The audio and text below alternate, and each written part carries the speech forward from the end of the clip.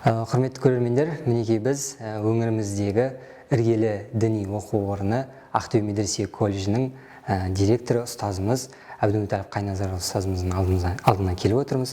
Ұстаз, бүгінгі эфирімізде, жалпы бағдарламамызда сізді көргенімізге өте қуаныштымыз.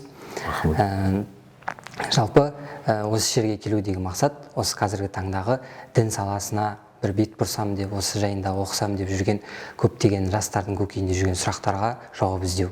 Енді көп ұзамай сізге әзірленген сұрақтарды қойсақ, жалпы бірінші кезекте сұрайтын сұрағымыз, дін маманы атану үшін ең бірінші қандай талаптар қойылады? Жалпы дін деген атаудың өзі, дін маманы деп атаудың өзі үлкен жалпы қоғамда да, тарихта да орны жоғары, енді үлкен орны иесі.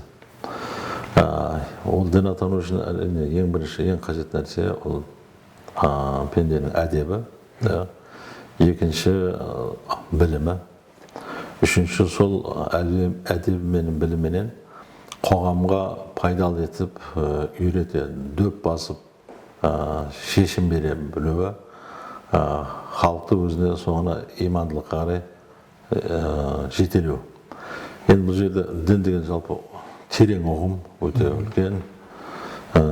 Көбісі діндар дейді, немесе дін деп айтады.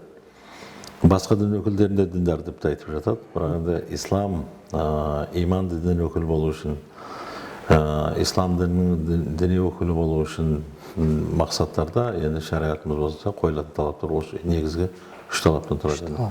Әл-Фараби атамыз айтпақшы, әдепсіз алынған ілім адамзаттың қашқауы демекші, ол ілім екінші дәреже қойылады жалпы. Ал қоғамда көбінің пікірінде дін дегеннен, діндар дегеннен бірінші ілімді қойылады. Ол көп біледі екен, білімі көп деп айтып жатады. Бірақ он білімді қоғамға жалпы пайдалы ету үшін адамға бірінші ол әдеп, адами қасиет қажет.